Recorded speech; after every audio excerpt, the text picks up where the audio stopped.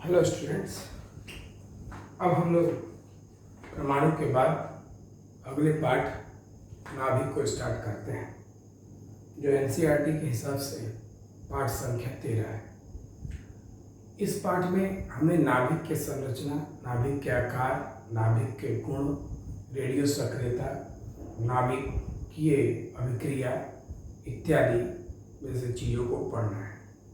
लेकिन इसको पढ़ने से पहले हम लोग थोड़ा सा सोचेंगे कि सबसे पहले कि नाभिक में क्या केवल प्रोटॉन ही उपस्थित है या नाभिक में उसके बाद भी कोई कण उपस्थित हो सकते हैं। तो इसके लिए हम लोग रदरफोर्ड से सोचना शुरू करते हैं।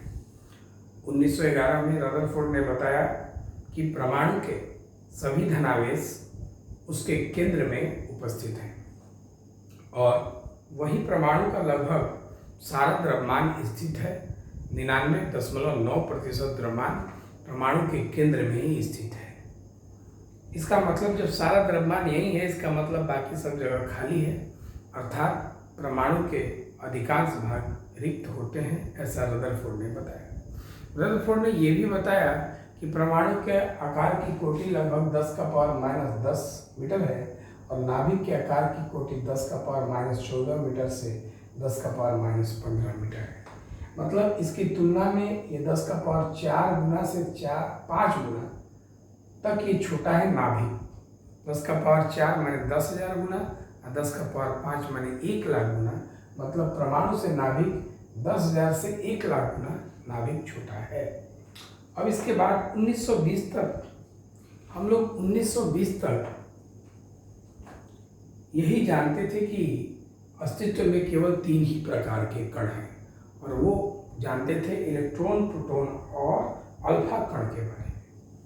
लेकिन रदरफोर्ड ने 1920 में ही बताया कि नहीं, नाभिक में प्रोटॉन के अलावा और कोई एक कण की प्रकृति हो सकती है। अब इसके बारे में उन्होंने कैसे सोचा, इसके बारे में भी कल्पना किया जा सकता है। जैसे अब एक उदाहरण हम लेते हैं, जैसे कार्बन लेते हैं 6 और 14 या 12, जो भी आप लें, कोई दिक्कत नहीं। अब जैसे अगर आप इससे पहले रदरफोर्ड ये जानते थे कि इस परमाणु का सारा द्रव्यमान नाभिक में यानी केंद्र में है। परमाणु का सारा द्रव्यमान नाभिक में यानी केंद्र में है, यहीं पर है। और वो जानते थे कि यहाँ पर प्रोटॉन है।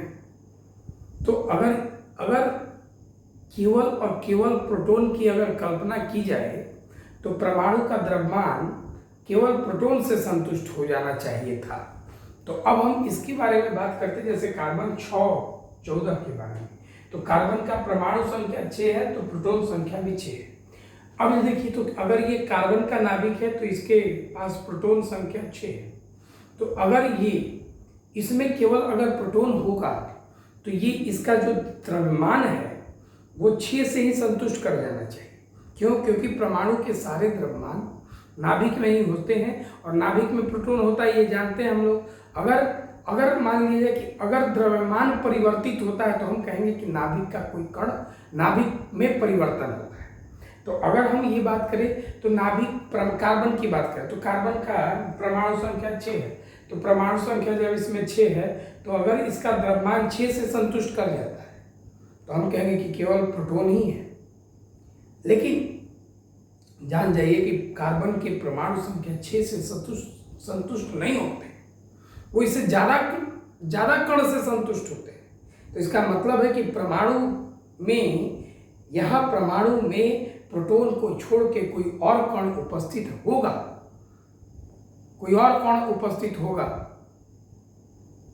उसी कण की खोज शुरू होती है रदरफोर्ड के सुझाव से। तो रदरफोर्ड ने क्या सुझाव दिया कि नाभिक के भीतर एक ऐसा कण होना चाहिए जिसका द्रव्यमान लगभग प्रोटॉन के द्रव्यमान के बराबर हो और उस पर कोई आवेश न हो। परंतु रदरफोर्ड ने इसका खोज नहीं किया था। तो अब ये देखिए, तो आपको मालूम ये चला कि नाभिक में प्रोटॉन को छोड़ के कोई और प्रकार का कण है। क्यों? क्योंकि इसमें जो प्रोटॉन से किसी का द्रव्यमान संतुष्ट नहीं हो पा रहा है, उससे ज़्यादा कण से द्रव्यमान संतुष्ट हो रहा है। इसलिए कि प्रोटॉन को छोड़ के कोई और कण होना चाहिए, उसकी खोज अब जेम्स चैडविक ने न्यूट्रॉन की खोज करके की। 1932 में वैज्ञानिक चैडविक ने न्यूट्रॉन की खोज की। इसके लिए 1935 में इन्हें नोबेल पुरस्कार भी मिला था। तो इन्होंने कैसे की? तो बेरिलियम पर अल्फा कण की बमबारी करके की, पता किया। अब कैसे? बेरिलियम पर अल्फा कण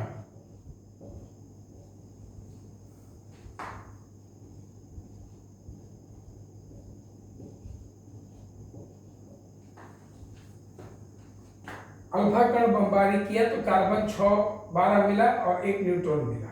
यही न्यूट्रॉन, इसी की खोज यहां हो गई और ये नाभिक में थी। पता है उन्होंने कि नाभिक में न्यूट्रॉन है।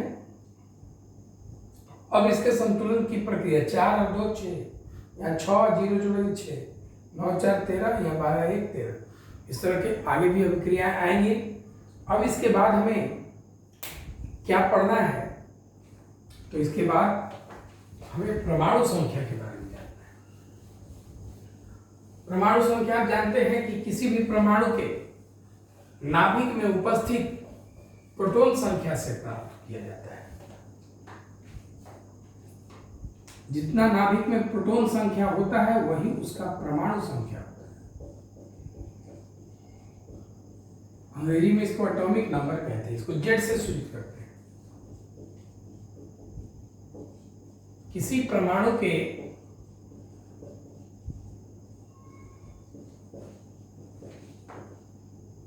नाभिक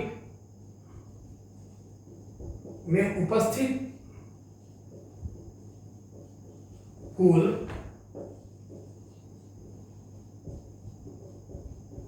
प्रोटॉन संख्या को हम उसका परमाणु संख्या कहते हैं।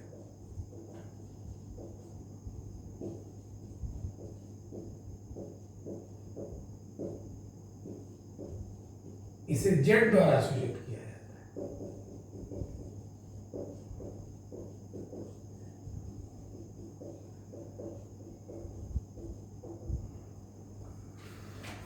एक चीज आप याद रखें, कोई परमाणु हो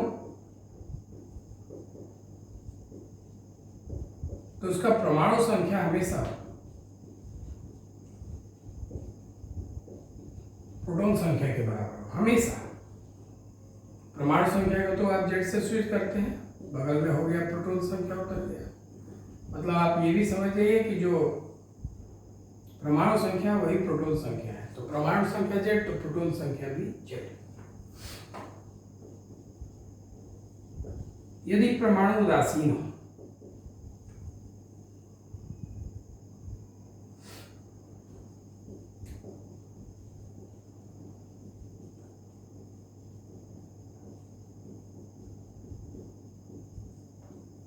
उदासीन अवस्था में हो, तो उस समय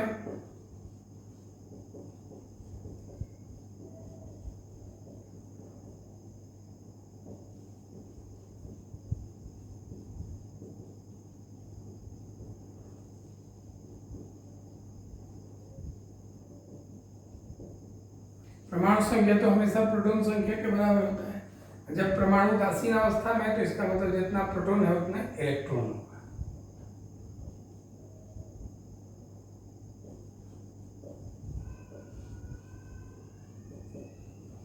आयनिक अवस्था में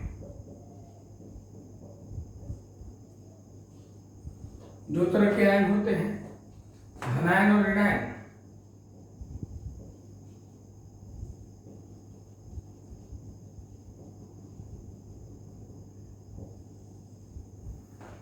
धनायनी अवस्था, धनायनी अवस्था माने इलेक्ट्रॉन त्याग अवस्था, इलेक्ट्रॉन की त्याग करें तो परमाणु संख्या बराबर प्रोटॉन थोड़ी त्याग किया, तो परमाणु संख्या भी प्रोटॉन संख्या के बराबर है। लेकिन इलेक्ट्रॉन त्याग की तो इलेक्ट्रॉन कम हो जाएगी।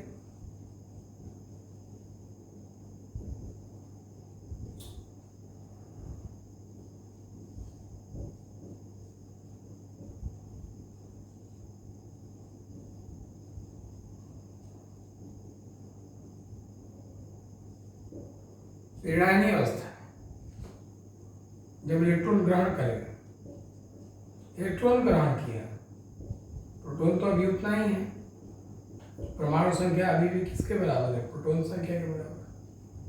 लेकिन ऋणायनीय अवस्था है, इलेक्ट्रॉन ग्रहण किया, हमारा इलेक्ट्रॉन बढ़ जाएगा।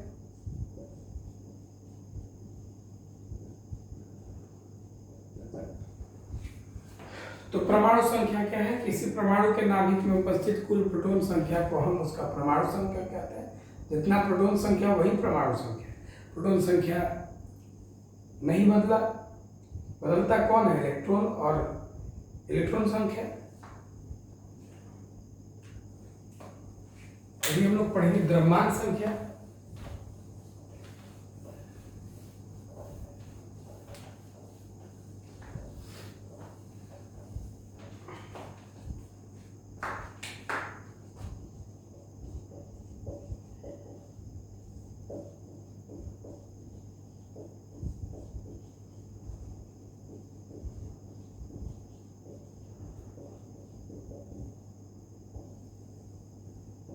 अंग्रेजी में मास नंबर।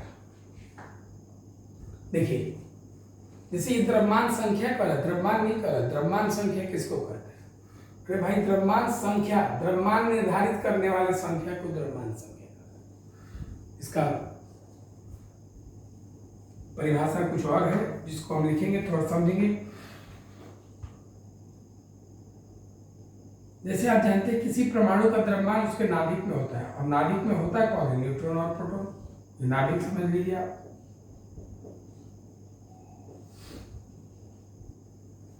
तो अगर हम कहें द्रव्यमान संख्या, माने वो संख्या जिस पर द्रव्यमान निर्भर करता है, तो द्रव्यमान होता क्या है? नाभिक। नाभिक में है कौन? न्यूट्रॉन और प्रोटॉन। तो इसका मतलब द्रव्यमान किस पर निर्भर किया? न्यूट्रॉन और प्रोटॉन पर। तो द्रव्यमान संख्या मतलब कि वह संख्या जिस पर द्रव्यमान निर्भर करता है। तो द्रव्यमान किसके संख्या पर निर्भर करेगा? तो न्यूट्रॉन संख्या पर और प्रोटॉन संख्या पर। तो इसलिए न्यूट्रॉन संख्या और प्रोटॉन संख्या के योग को हम क्या कहेंगे? द्रव्यमान संख्या। किसी परमाणु के नाभिक में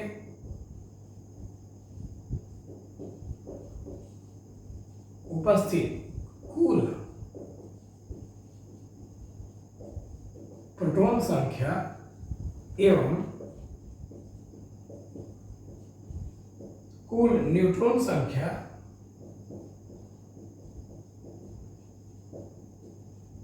के योग को हम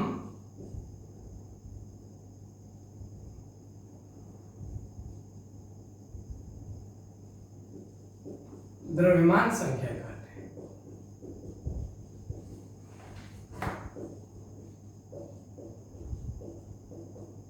इसे ए के द्वारा सूचित किया जाता है। बड़ा है।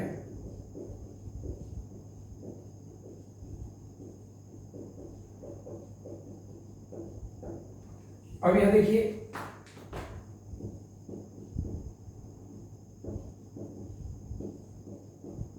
द्रव्यमान संख्या बराबर न्यूट्रॉन संख्या प्लस प्रोटॉन संख्या।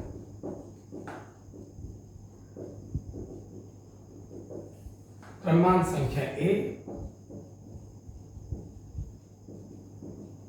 न्यूट्रॉन संख्या प्लस प्रोटॉन संख्या। प्रोटॉन संख्या माने परमाणु संख्या।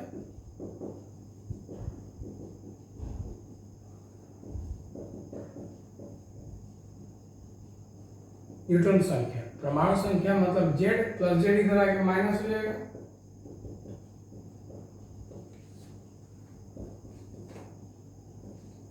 मतलब न्यूट्रॉन संख्या का जो सूत्र है वो हो गया A माइनस Z।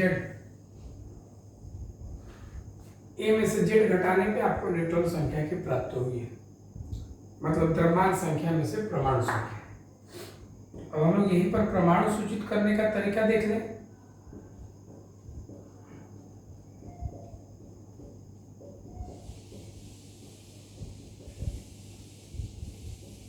यह है परमाणु सूचक। नीचे उसका होता है परमाणु संख्या, ऊपर होता है द्रव्यमान संख्या। और न्यूट्रॉन संख्या का सूत्र भी आपने देखा a माइनस जेड, ऊपर वाला में से नीचे वाला घटा दीजिए, यही होता है उसका न्यूट्रॉन संख्या। द्रव्यमान संख्या क्या है? तो न्यूट्रॉन संख्या और प्रोटॉन संख्या के योग को हम द्रव्यमान संख्या कहते हैं।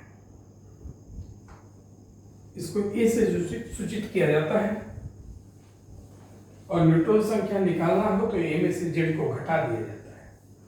परमाणु सूचक में ऊपर ए होता है, नीचे जेड होता है, ए में से जेड घटा देने पे न्यूट्रॉन संख्या होता है।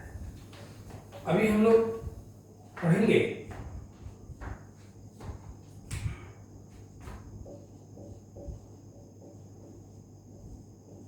परमाणु द्रव्यमान मात्रक।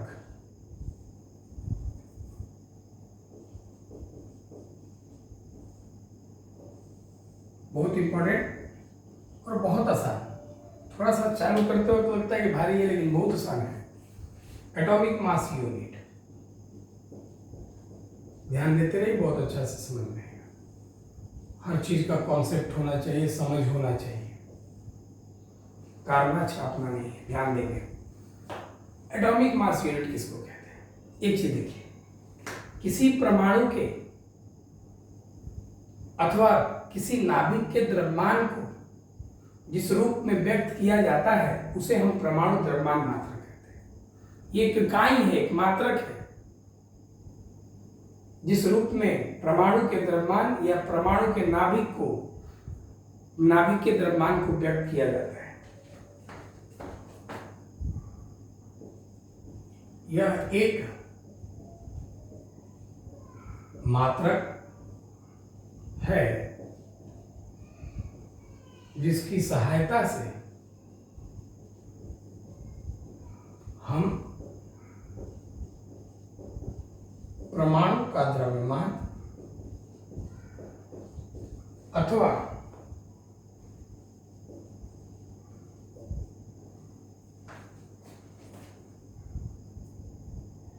परमाणु नाभिक का द्रव्यमान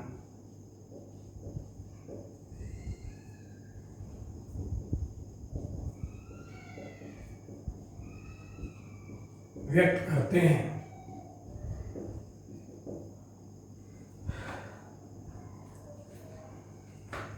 परमाणु नाभिक का द्रव्यमान व्यक्त करते हैं। परमाणु का द्रव्यमान कहा तो उसके नाभिक में, तो परमाणु द्रव्यमान व्यक्त करने का मतलब उसके नाभिक का द्रव्यमान। अब इसके मापन के लिए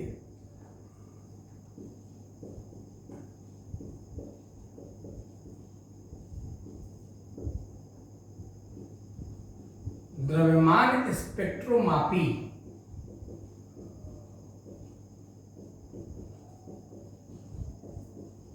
यंत्र का उपयोग किया जाता है।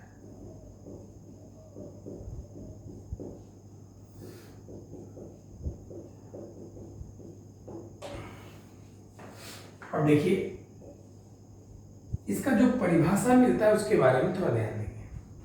परिभाषा क्या मिलता है?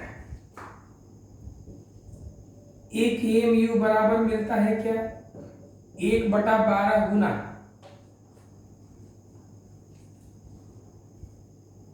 एक कार्बन 12 समस्थानिक परमाणु का द्रव्यमान।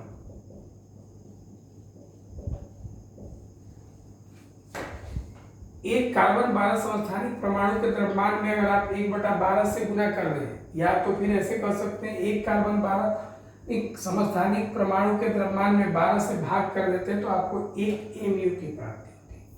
ये हो सकता है कि नहीं समझ में आए, लेकिन इस चीज को हम बहुत विस्तार से समझाएंगे और ये आपको सिद्ध करके ला देंगे हम कि 1 mu बराबर इतना है, आपको दिखाई देगा। थोड़ा ढंग से सुनिए, केवल परिभाषा भी लिख रहे हैं, थोड़ा ध्यान देंगे। एक परमाणु द्रव्यमान मात्रक का परिमाण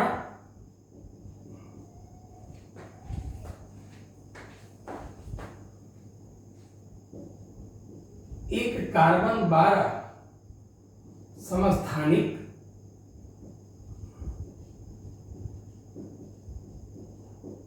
परमाणु के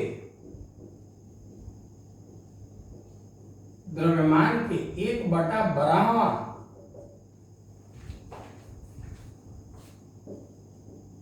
भाग के बराबर होता है। ये हमने जो यहां लिखा है उसी को परिभाषित कर दिया है।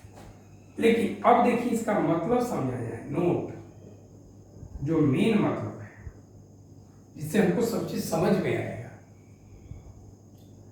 अब देखिए, एक परमाणु द्रव्यमान मात्रक कहने का मतलब है एक कण का द्रव्यमान, नाभिक में उपस्थित एक कण का द्रव्यमान।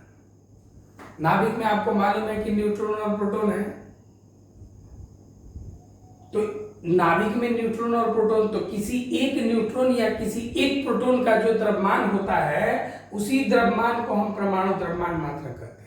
अगर आपको कोई कहे कि परमाणु द्रव्यमान मात्रक निकालिए, इसका मतलब आप एक प्रोटॉन और एक न्यूट्रॉन का द्रव्यमान निकालिए या एक न्यूट्रॉन का द्रव्यमान निकालिए। ध्यान रखिए, नोट में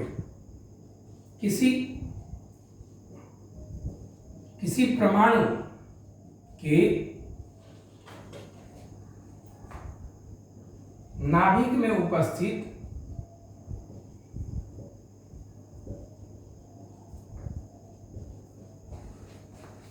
एक कण के द्रव्यमान अथवा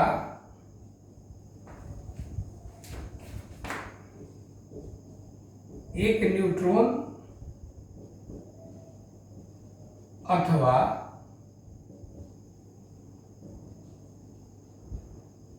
एक प्रोटॉन के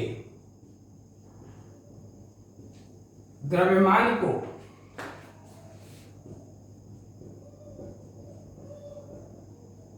परमाणु द्रव्यमान मात्रक कहा जाता है। परमाणु द्रव्यमान मात्रक कहा जाता है।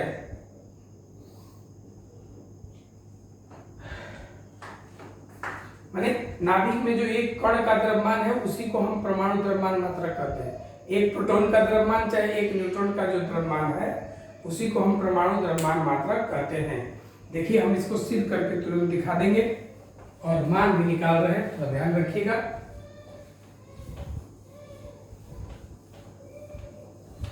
एक कण का, नाभिक के एक कण के द्रव्यमान को हम परमाणु द्रव्यमान मात्रक कहते हैं। इसकी सहायता के लिए कार्बन 12 का उपयोग किया गया। कार्बन 12 हम भी उपयोग करते हैं, कार्बन 12 से बनाते हैं। अब देखिए तो थोड़ा ध्यान से, जैसे इसका परमाणु संख्या अगर हम देखिए,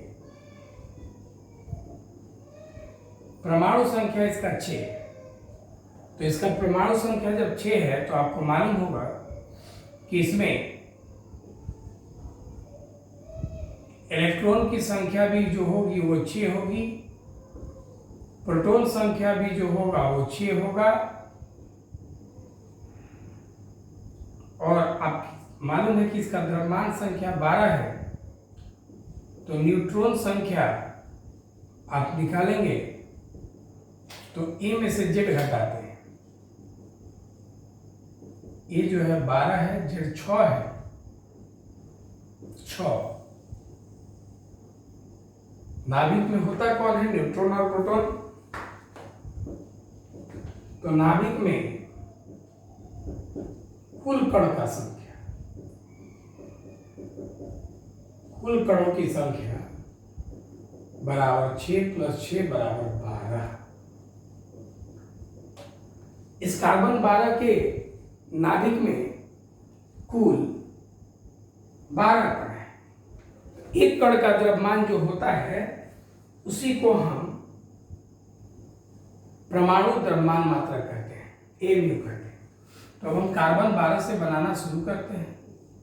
जैसे आप जानते हैं कि 6.022 गुना 10⁻23 कार्बन 12 परमाणु का द्रव्यमान जो होगा, कार्बन 12 परमाणु का द्रव्यमान ये 12 ग्राम का होगा। इतना कार्बन परमाणु का द्रव्यमान जो होगा वो 12 ग्राम का होगा। तो एक कार्बन 12 परमाणु का जो द्रव्यमान है वो कितना होगा, तो 12 बटा में 6.022 गुना 10 का पावर 23 ग्राम का होगा। ये एक कार्बन 12 परमाणु का द्रव्यमान हुआ। तो जब ये एक कार्बन 12 परमाणु का द्रव्यमान हुआ, इसका मतलब है कि एक कार्बन 12 परमाणु का, याद रखेंगे, तो एक कार्बन 12 परमाणु, इसका मतलब एक कार्बन 12 के नाभिक का द्रव्यमान है। ये नाभिक का द्रव्यमान बराबर 12 बटा में 6.022 गुना 10 का पावर 23 ग्राम। मतलब एक कार्बन 12 के नाभिक का द्रव्यमान है। तो कार्बन 12 के नाभिक में कुल कितने कण हैं? तो आपको मालूम है कि 6 न्यूट्रॉन प्लस 6 प्रोटॉन। कार्बन 12 का नाभिक मतलब मान 6 न्यूट्रॉन प्लस 6 प्रोटॉन कणों का द्रव्यमान है। ध्यान देते रहेंगे, एक कण का द्रव्यमान होता है AMU 12 बटा में 6.022 गुना 10 का पावर 23 ग्राम। तो ये 6 दोनों के द्रव्यमान लगभग बराबर है। तो इसका मतलब है कि 12 कणों के ये द्रव्यमान है।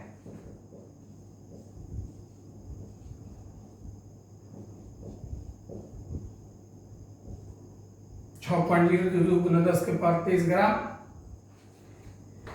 तो 12 कण का ये द्रव्यमान है। तो आपसे कोई पूछे कि एक कण का द्रव्यमान बताओ,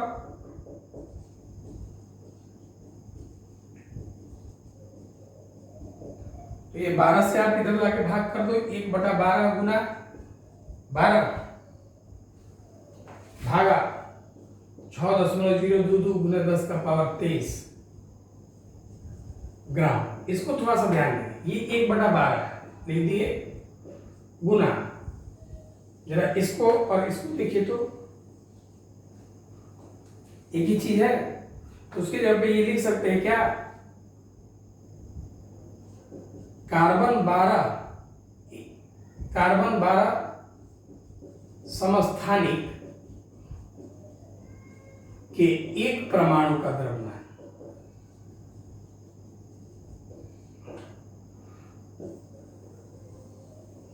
इसके जगह पे ये लिखा सकता है, तो 1/12 गुना कार्बन 12 समस्थानिक के एक परमाणु का द्रव्यमान। हमको लगता है इसी को आप AKMU लिखे थे। तो इसका मतलब है कि ये जो है एक कण का द्रव्यमान है। तो एक कण के द्रव्यमान को ही आप AKMU बोलते हैं, ये ध्यान में रखिएगा। अब इसको आप एक कण के द्रव्यमान को जो आप सिद्ध कर लिए, जो ये परिभाषा में आपने लिखा था, ये सिद्ध हो गया। एक कण के द्रव्यमान को ही हम AKMU करते हैं। इसको सॉल्व करेंगे, 12 से 12 कट जाएगा। 1/में 6.022 10 का पावर प्लस 23 ऊपर जाएगा तो -23 ग्राम हो जाएगा। एक कण के द्रव्यमान को AMU कहा जाता है, ध्यान रखिए। इसको जब आप भाग लगाएंगे 0.167 गुना 10 के पावर -27 ग्राम।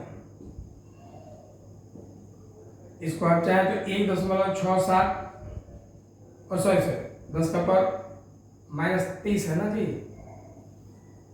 दशमलव इधर लाएंगे -24 ग्राम। केजी में बदलेंगे 1.67 गुना 10 के पावर -24 केजी खातिर 10 का पावर -3 केजी हो जाएगा। 1.67 गुना 10 का पावर -27 केजी। ये जो हुआ एक कण का द्रव्यमान हुआ। एक कण के द्रव्यमान को हम एटॉमिक मास यूनिट कहते हैं। इसका मान 1.67 गुना 10 का पावर -27 केजी है।